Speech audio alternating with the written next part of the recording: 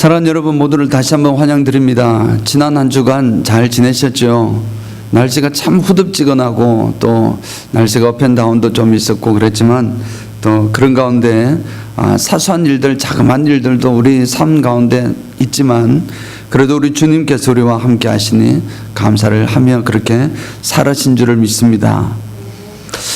지난주 우리는 우리 교단의 15주년 동안 15개년 동안 정말 최선을 다해서 감당해야 할 사명인 Transformed and Transforming 이라는 제목, 변화가 되고 또 변화하고 있는 중인 이 사명에 따라서 과연 우리가 어떻게 변해야 될 것인가, 우리 교단은 어떻게 변해야 되고 우리 교회는 어떻게 변해야 되고 하는 그 질문에서 우리가 해야 될 것은 우리가 변화라는 것에 대해서 항상 염두를 해둬야 되고 이건 아니구나, 뭔가 변화가 되어야 되겠구나 하는 생각을 가져야 하는 것이고, 또 우리가 지도자를 지금 현재의 지도자와 미래의 지도자를 세우는 것으로 변화를 만들어 갈 수 있고, 또 더 나아가서는 우리가 집중적으로 어떤 하나님의 나라가 확장되는 데에 선교 사역에 사용되는 그 비전 속에 눈을 가지고 있을 때 우리 교단과 교회와 우리 모두가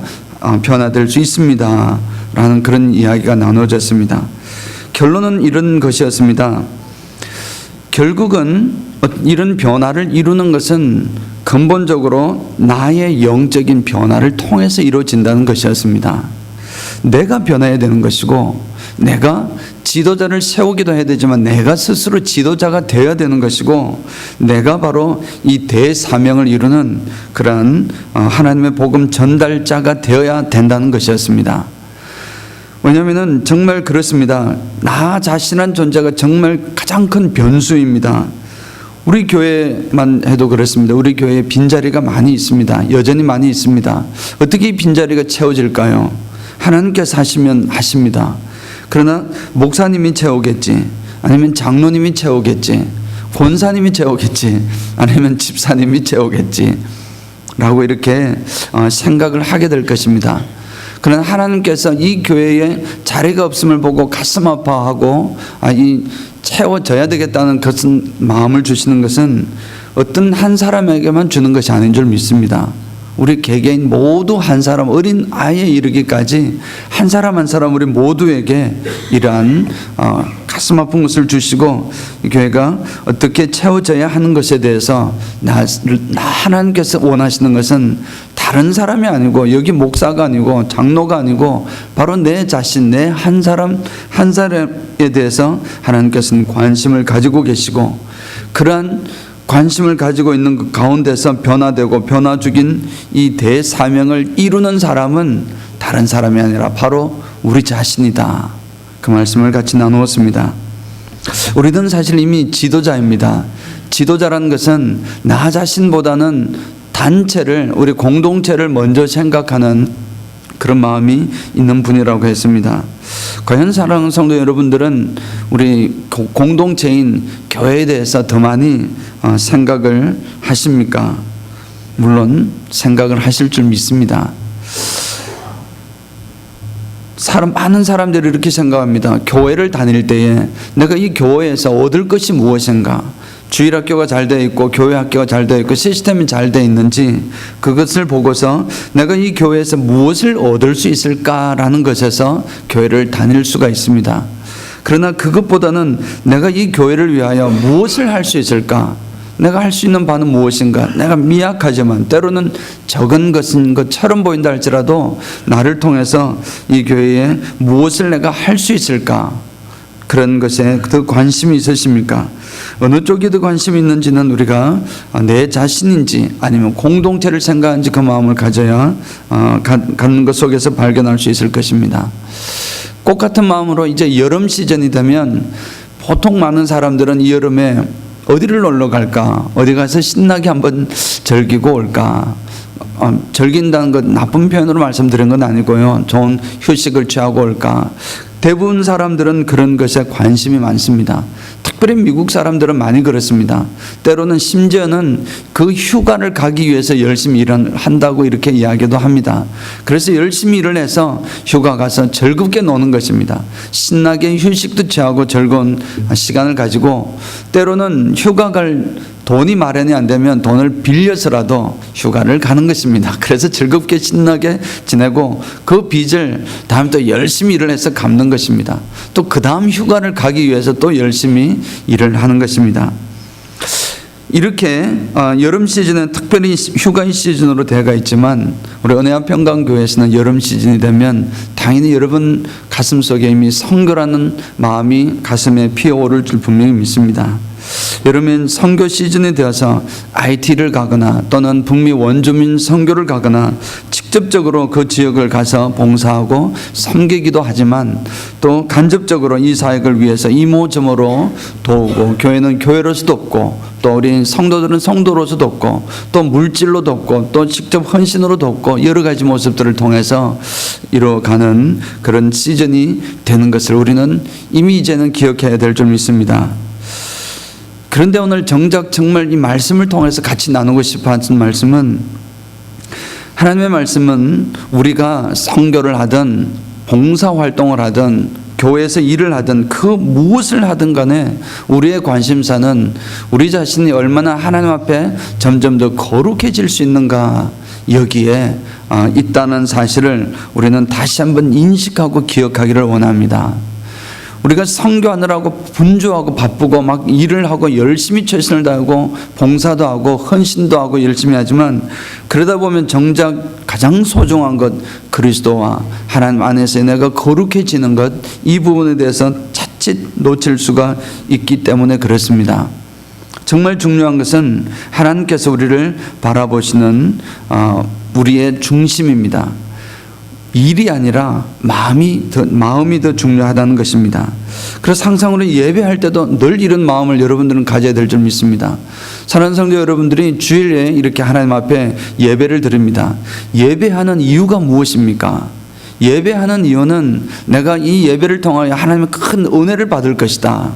물론 정말 중요한 이유입니다. 그러나 하나님, 이 예배하는 이유는, 참된 이유는 그것이 아닙니다. 참된 이유는 이 예배를 통하여 하나님을 예배하고 하나님을 경배하고 하나님께 나의 모든 것을 올려드리고 나의 정성을 하나님 앞에 올려드리는, 여기에 집중되는 것이 예배입니다. 하나님 앞에 오늘 이번 주에는 어떻게 하나님 앞에 또 멋지게 올려드릴까, 내 마음을 정성을 어떻게 쏟아부어서 하나님 앞에 온전히 집중하고 하나님을 올려드릴 수 있고 하나님을 기쁘게 할 수 있을까, 이것이 예배인 것입니다. 그런 것을 보고 하나님께서 은혜를 채워주시는 것입니다. 은혜가 당연히 우리가 분리될 수 있는 것은 아니지만, 우리의 관심에 먼저 서야 될 것은 은혜 받는 것이 아니라 하나님을 높이고 경배하는 일이 되어야 될 줄 믿습니다. 자, 오늘 본문을 보면 앞에 제가 4장 1절부터 사실 읽어야 되는데 제가 읽지는 않았지만, 4장 1절부터 앞부분을 이렇게 쭉 보면 사도 바울이 굉장히 강한 의조로 이단 사상에 대해서 지금 설파를 하고 있습니다. 지금 이 디모데서는 사도 바울이 그 영적인 아들이자 제자라고 할 수 있는 디모데에게, 디모데는 지금 이 상황에서는 에베소 교회를 목회를 하고 있었습니다. 있는 이제 디모데에게 여러 가지 교훈을 가르쳐 주고 있는 것입니다. 그런데 오늘 이 부분은 특별하게 굉장히 강한 의조로 말씀을 하는데, 이제 그 내용은 음식에 관한 것이었습니다. 음식에 관한 이런 가르치지만 사실은 이단 사설에 대해서 가르쳤습니다. 이단 사설들은 소위 말하는 오늘 1절을 보면은 미혹하는 영과 귀신의 가르침을 따르라 하는 그런 사람들은 이렇게 가르칠 것이라는 것입니다. 너희들은 그렇게 당연히 하면 안 된다는 말씀을 주시기 위함입니다. 그래서 사도 바울은 사실 이제 먹는 문제를 말씀하는 것뿐만 아니라 세상에 있는 그 모든 문제가 다 결집되어 있는 것을 볼 수 있는 것인데, 이제 이렇게 말씀하시는 이 강력하게 더 나아가서 금방 말씀드린 대로 미혹하는 영과 귀신의 따르는 자들, 그러던 2절을 보면 자기 양심에 화인을 맞아서 외식하고 있는 거짓말하는 자들, 끔찍하지 않습니까? 이런 정말 무시무시한 이단들, 이단들에 대해서 지칭을 하고 있는데, 이 정도 되면 이분들이 하는 것은 정말 돼지 머리를 잡아서 피를 흘려서 철철 흐르는 피로 하나님 앞에 예배해야 된다라든지, 또는 산 사람을 잡아서 예배를 해야 된다든지, 정말 끔찍한 무슨 이런 그 컬트 같은 이런 모습들이 나타나야 되는데, 3절에는 그 내용을 가만히 보면 이 정말 사도 바울이 강하게 지금 지적하고 있는 이 이단들이 하고자 하는 것은 그것이 아니었습니다. 그것은 아주 비윤리적인 행위나 피의 제물을 하나님께 드리라는 그런 내용이 아니라, 오히려 율법을 철저하게 지켜야 한다. 율법을 철저하게 지키고, 더 나아가서는 육체적인 것은 악한 것이고 영적인 것은 선하기 때문에 영적인 것에 집중해서 살아야 된다. 세상 보지 말고 하나님만 바라봐야 된다. 마치 그 이야기와 똑같은 말씀을 하고 있는 것입니다. 그래서 이렇게 더 나아가서는 결국은 이 육체의 산물이라고 할 수 있는 이 결혼도 해서는 안 된다. 그리고 음식도 코셔 말고 다른 정해진 음식 말고는 먹지 말아야 한다 라는 말씀을 주장을 하는 것입니다. 이 주장하는 사람들을 보고 사도 바울은 엄중한 어조로 정말 귀신의 가르침을 따르는 자고, 양심에 화인 맞은 자고, 거짓말하는 자고, 막 이렇게 좀 강하게 지금 선포를 하고 있는 것입니다. 근데 이렇게 나아가는 이제 혼인을 금하고 어떤 음식을 먹지 말고 이렇게 하는 것들은 한마디로 말씀을 드리면은 금욕주의자들인 것입니다. 자기가 절제하고 어떤 먹고 싶은 것도 있지만 먹지 말라 한 것은 안 먹고, 또는 어떤 결혼을 해서 정말 하나님께서 주신 이 사역이 이루어져야 되겠지만 그러한 욕심조차도 그것이 육체적인 것이라고 생각이 된다면은 포기하고 철저하게 금욕주의적인 삶을 살아라, 영적인 것만 추구하고 살아라, 그 주장을 지금 하고 있는 것입니다. 이 주장이 나중에는 초대교회의 영지주의라는 그런 사조로 아주 많은 이제 초대교회 교인들에게 미혹을 했던 그런 부분 것입니다. 그래서 이런 금욕주의적인 이런 삶은 겉으로 보면 참으로 그럴듯하고 참으로 멋도 있습니다. 남들이 보면 참 신앙생활을 잘하는 것처럼 보이기도 합니다. 하지만 사도 바울이 정확하게 본 것은 그들의 중심이었습니다. 저들의 중심 속에 있는 외식을 지적하는 것입니다. 외식함, 이 외식은 나가서 밥 먹는 걸 말고, 외식이라는 것은 히포크라시라고 해서 위선을 가지고 있는 그런 태도를 말을 하는 것입니다. 그런 외식을 지적하면서 양심에 화인 맞은 자로, 거짓말을 하는 자로 책망을 하고 있는 것입니다. 자, 이런 금욕주의에 대해서 굉장한 강한 어조로 지금 비난을 하고 있는 것을 볼 수 있습니다. 그 선상에서 지금 오늘 본문이 나오는 것입니다.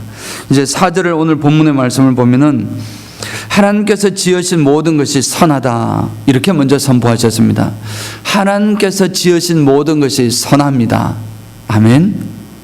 예, 하나님께서 지으신 모든 것은 선합니다. 이 말씀은 우리의 기준에, 여러분들의 기준에 좋아 보이는 것만 선하고 좋아 보이지 않는 것은 선하지 않다라는 것이 아니라, 하나님께서 하신 일은, 하나님께서 만드신 일은 다 선한 것임을 믿는 것인 줄 믿습니다. 자, 그래서 하나님의 창조물이면 다 선하다는 선포인데, 이것은 정확한 성경적인 말씀입니다. 창세기 1장에서 보면 하나님께서는 6일 동안 우주 만물을 창조하셨습니다. 그때 무엇 만드셨습니까?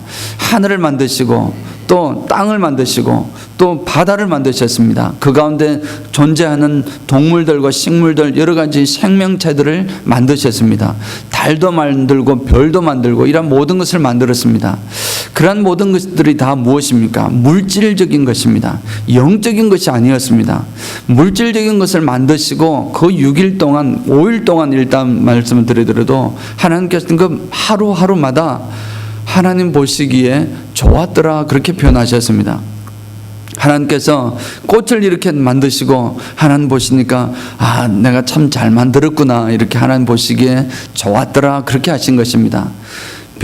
이 꽃뿐만 아니라 별도 그렇고 지네를 만든 것도, 박쥐를 만든 것도 하나님께서 그거 보시고 좋았더라, 그렇게 하셨다는 의미를 포함하고 있는 것입니다. 물론 마지막 6일째는 무엇을 만들었습니까? 사람을 만들었습니다. 사람을 만들었는데 사람만이 사실은 하나님께서 6일 창조하실 때에 창조하셨던 유일한 영적인 존재였습니다. 이 영적인 존재, 영의 산물인 영이 포함되어 있는 이 존재를 만드시고 그 6일째는 하나님은 그냥 좋았더라가 아니고 심히 좋았더라, 너무너무 좋았더라, 그렇게 표현을 하셨습니다. 그렇게 표현하셨다고 해서 그 앞에 5일 동안 창조하신 것에 좋았더라는 것이 무시되는 것이 아니었습니다. 다 좋았던 것입니다. 다 하나님께서 만드신 선한 것이었던 것입니다. 그런데 이제 6일째 사람을 만드시고, 사실 창조의 궁극적인 목표였기 때문에 사람을 만드시고는 하나님께서 굉장히 너무너무 좋았더라, 이런 표현을 하신 것인 줄을 믿습니다. 하나님께서 창조하신 모든 것이 이렇게 선하고 아름다운데 어찌 사람이 육체적인 것은 악한 것이고 영적인 것만 선하다고 말을 할 수가 있겠습니까? 틀린 것이라는 것입니다. 그런데 이렇게 하는 생각은 다 어디에서 나온 것이냐면 성경에서 나온 것이 아니라 자신의 생각에서 나온 것이라는 것입니다. 자기가 딱 판단해 보니까 사람을 때리는 것은, 어떤 것은 나쁜 일이구나, 또 어떤 일은 자연인 재해가 와서 많은 사람들을 죽게 하고 그런 것들은 나쁜 것이구나, 그렇게 생각할 때 자신의 생각으로 기준해서 판단을 하게 된다는 것입니다. 성경의 기준으로 하지 않고 성경에서 나온 근거를 가지고 어떤 것은 선하다, 악하다라고 표현을 해야 되는데 그렇지 않고 자신의 생각에 근거한 것이기 때문에 잘못된 것이란 말입니다. 그래서 5절에 이렇게 말씀을 하고 있습니다. 하나님의 말씀과 기도로 거룩하여지느니라. 이 말씀을 주시는 이유는 뭐냐면 진짜 우리를 거룩하게 하는 것은 하나님의 말씀과 기도라는 것입니다. 진짜 우리를 거룩하게 하는 것은 우리 생각에는 그냥 이렇게 오늘 말씀하신 대로 먹는 것, 내가 먹고 싶지만 참고, 먹지 말라고 하시는 참고 먹지 않는 것, 그렇게 함으로써 내가 거룩해지는 줄 알았습니다. 그리고 내가 위선적으로 이렇게 행하고 오히려 더 내가 참고 인내하고 오히려 금욕주의, 결혼도 하고 싶지만 하나님의 뜻이라면 하지 않겠습니다 라고 금욕을 함으로써 얻어지는 것이 내가 거룩해질 것이다 라고 생각하는 것이 틀렸다는 것입니다. 그렇게 해서 거룩해지는 것이 아니고 오늘 말씀 주신 대로 하나님의 말씀과 하나님을 향한 기도를 통해서 우리가 거룩해진다, 이 말씀을 주신 줄 믿습니다. 자, 그런데 이렇게 오늘 주시는 말씀 가운데 말씀과 기도로 거룩해져야 하는데, 그러면 이 말씀과 기도로 우리가 거룩해지려면 한 가지 단서를 주셨습니다. 오늘 4절 말씀을 통해 주신 것인데, 우리는 하나님께서 지으신 모든 것에 감사해야 한다는 조건이 있습니다. 하나님께서 지으신 모든 것이 선하고, 그러니 그 선한 것을 우리가 감사할 때 하나님의 선한 것이 이루어짐을 표현하고 있습니다. 우리 4절을 잠깐 보면 하나님께서 지으신 모든 것이 선함에 감사함으로 받으면 버릴 것이 없나니. 아멘. 그런 것입니다. 그렇게 이제 하나님께서 선한 것이 되려면은 감사함으로 받아야 되는 것입니다. 고난도 받아야 된다는 것입니다. 고난도 하나님께서 주시는 것이라면 그것은 감사함으로 받을 때 그것이 무엇이 된다는 것입니까? 나에게 버릴 것이 없고 그것이 선한 것이 된다는 것입니다. 자, 하나님 보시기에 판단했던 것이 우리의 생각과 판단으로 판단되면 안 된다는 것을 다시 한번 말씀해 주십니다. 자, 그래서 정말 분명한 사실은 고난이 있을 때라도 이 고난을 통해서 하나님께서 주시는 것이 있을 줄 믿고 그 고난을 감사함으로 받으면 그 고난은 하나님 앞에 선한 것이 된다라는 사실을 4절에서 말씀하셨습니다. 그런데 사랑하는 성도 여러분, 과연 우리 중에 누가 만약에 뜻하지 않는 사고를 당한 이가 있다고 하십시다. 어떤 뜻하지 않는 엄청난 힘든 사고를 당한 사람에게, 그에게 가서 그만하길 다행입니다, 감사하십시오, 죽지 않지 않았습니까? 그리고 하나님의 뜻이 분명히 하나님의 뜻이 있을 것입니다, 감사하십시오 라고 할 때 여러분 그 말씀에 위로를 받으시겠습니까? 만약에 누가 정말 억울한 일을 당하고 가만히 지나가다가 누군가의 쏘았던 총에 의해서 잘못 맞아서 사망을 하거나 그럼 크게 다치거나 그런 억울한 일을 당하고 또 큰 손해를 보거나 물질적인 큰 손해를 보거나 이런 것 때문에 낙심하고 있는 사람에게 찾아가서 그래도 감사하십시오. 주님의 뜻이 있을 것입니다.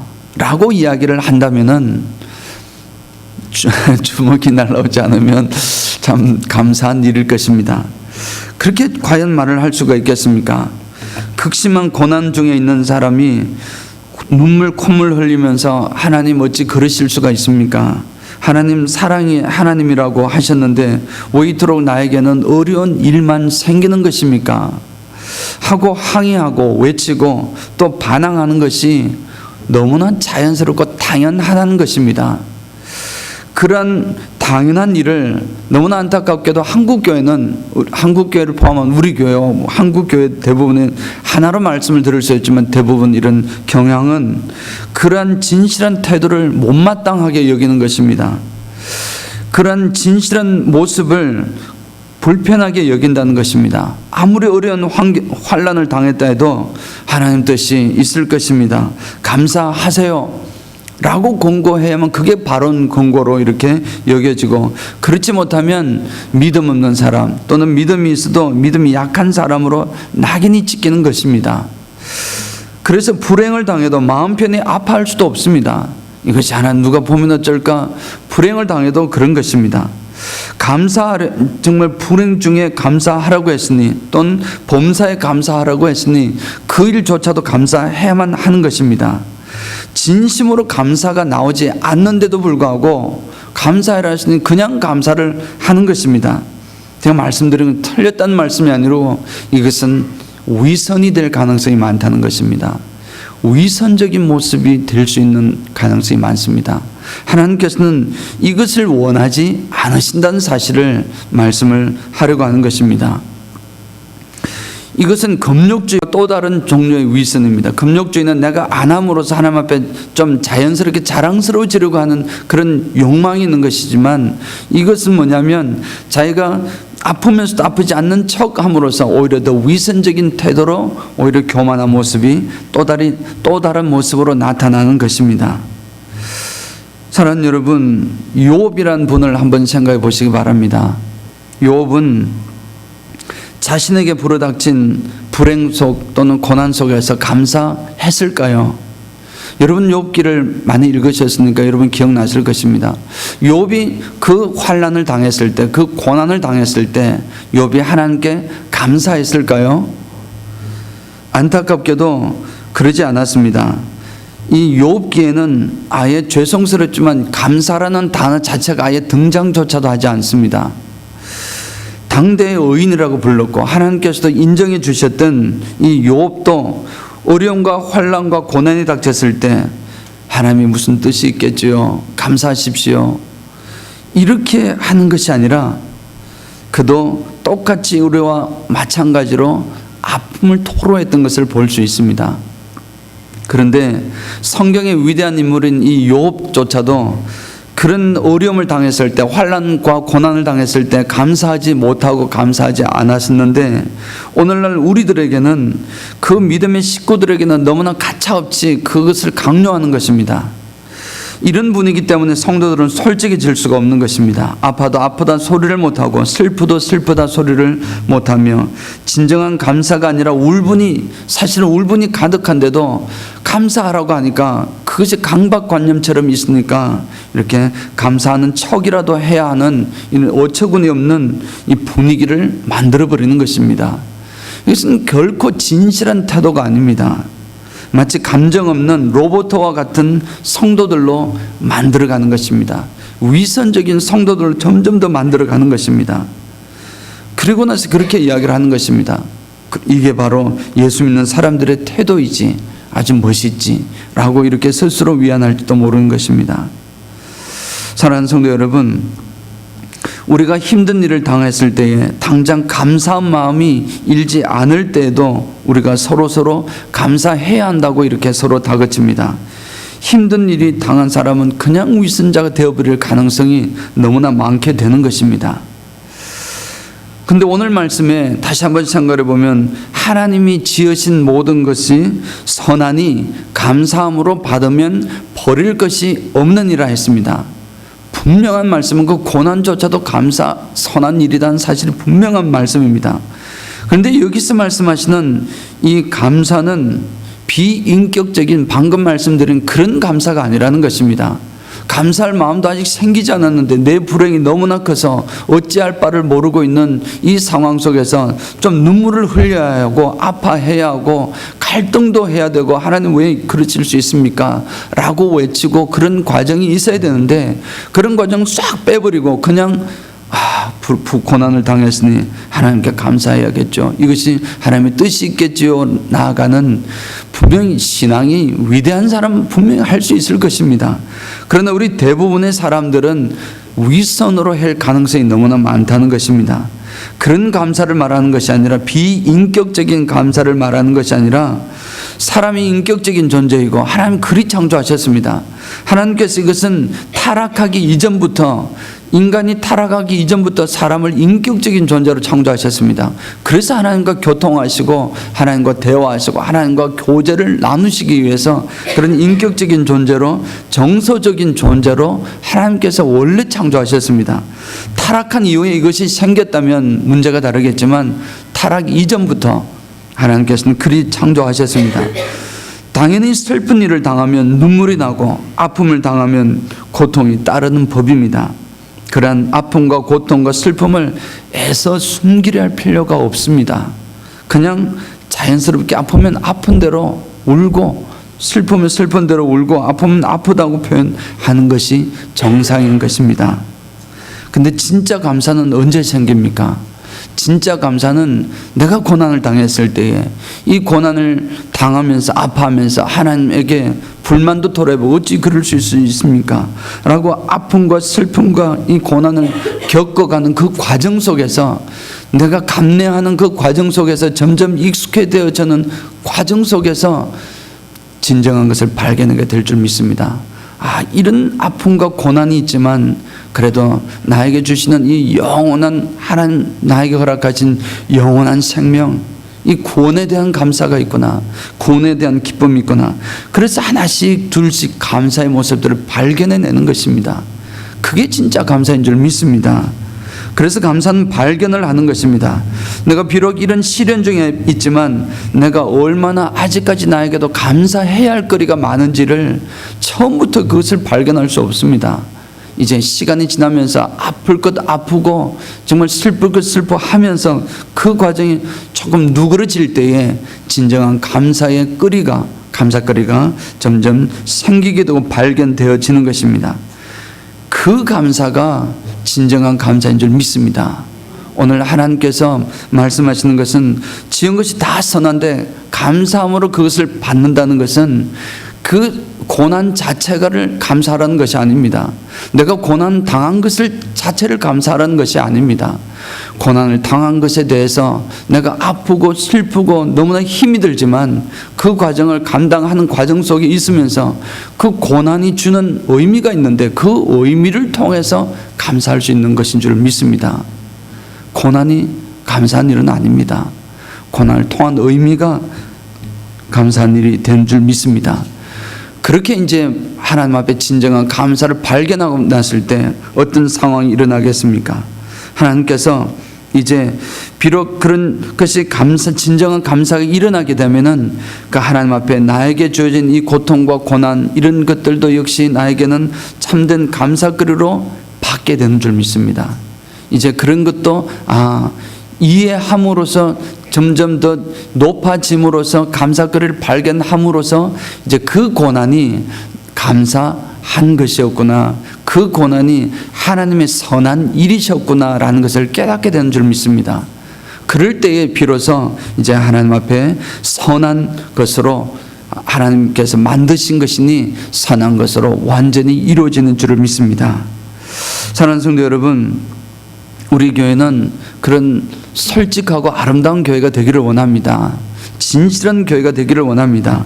우리의 마음속에 있는 슬픔이나 아픔이 있으면 항상 진실하게 표현해도 좋은, 그래도 저분 참 신앙 없구나, 신앙 없구나, 그런 것이 아니라 정말 하나님 앞에 진실한 문제를 풀어가는 과정에 있구나, 잠시 기다려줘야 되겠구나, 그러면 제가 그 속에서 진정한 감사를 찾게 되고, 그럴 때 그 고난이 왜 감사가 되는지를, 왜 하나님 앞에서 선한 것이 된지를 발견하겠구나라고 믿고 기다려주는 것이 될 줄 믿습니다.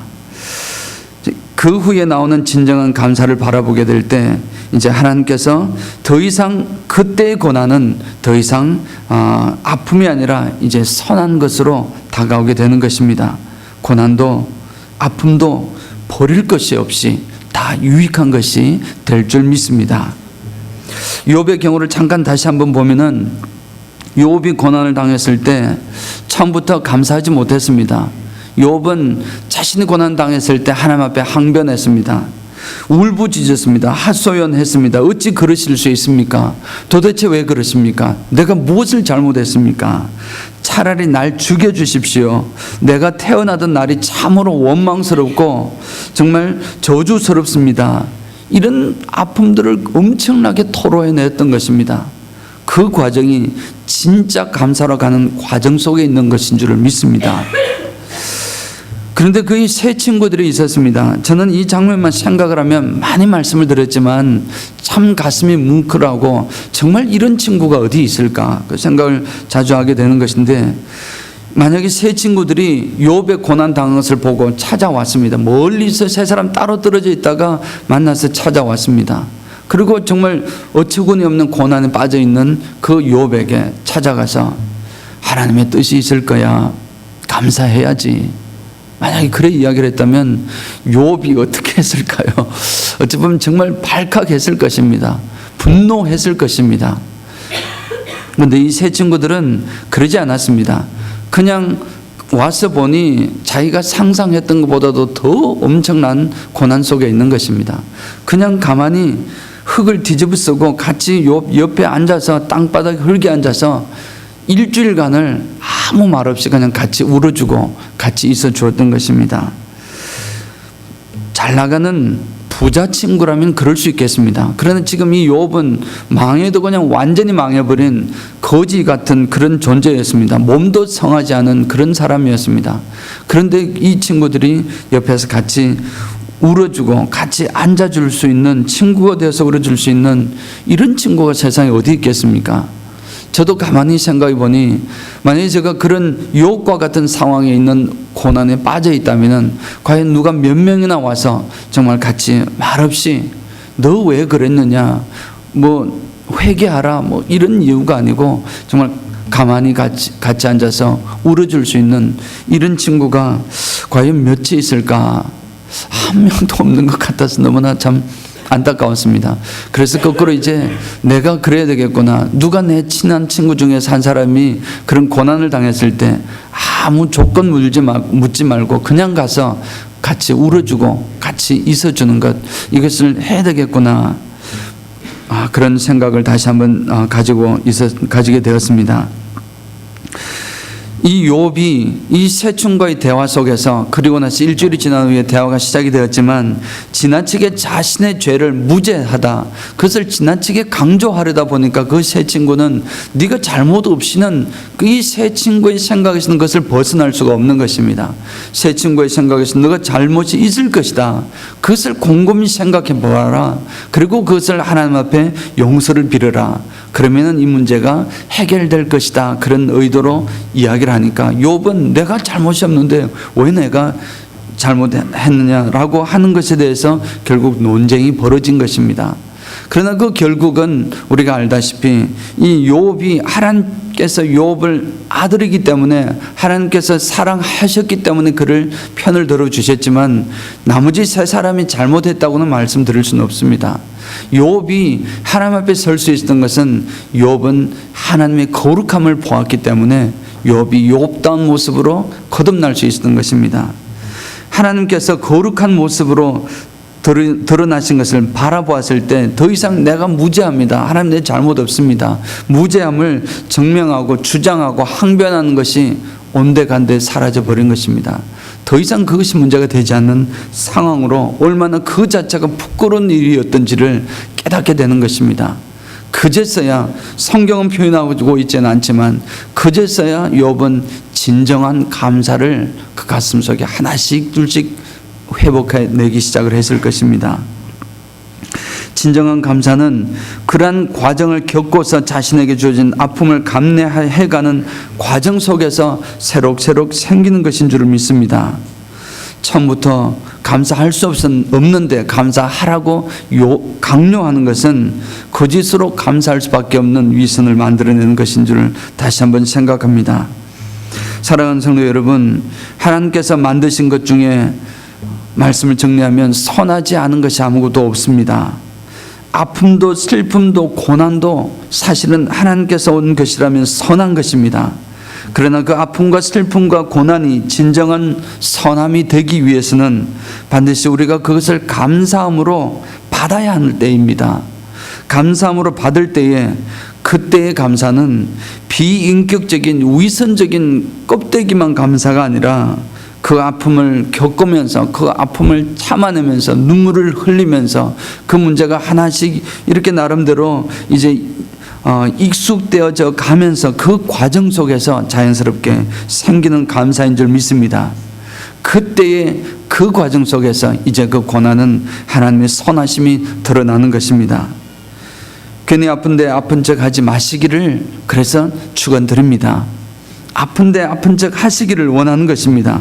아프면 아프다 하시고 슬프면 슬프다 하시고 힘들면 힘들다 하시기를 바랍니다.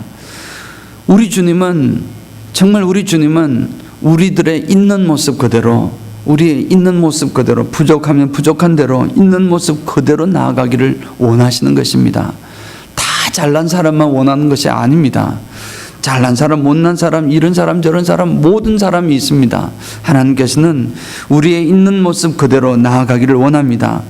있는 모습 그대로를 나타내고 있는 모습 그대로 서로에게 서로를 용납하는, 서로를 사랑하고 있는 모습 그대로 통해서 정죄하지 않고 서로를 감싸 안는 그런 교회, 멋진 교회가 되기를 원합니다. 은혜평강교회가 그런 교회가 될 줄 믿습니다. 그러한 진정한 있는 모습 그대로 나아갈 때에 그 아픔을 과정을 통해서 진정한 감사를 발견하게 될 것이고, 우리가 위선적인 태도나 금욕주의적인 잘못된 신앙으로 그런 태도로 내가 거룩해지는 것이 아니라 결국 우리가 집중해야 될 것은 하나님의 말씀과 하나님을 향한 기도를 통해서 우리가 거룩해지는 것임을 다시 한번 근본적인 것을 기억하는 우리 모두가 되시길 주님의 이름으로 축원드립니다. 아멘.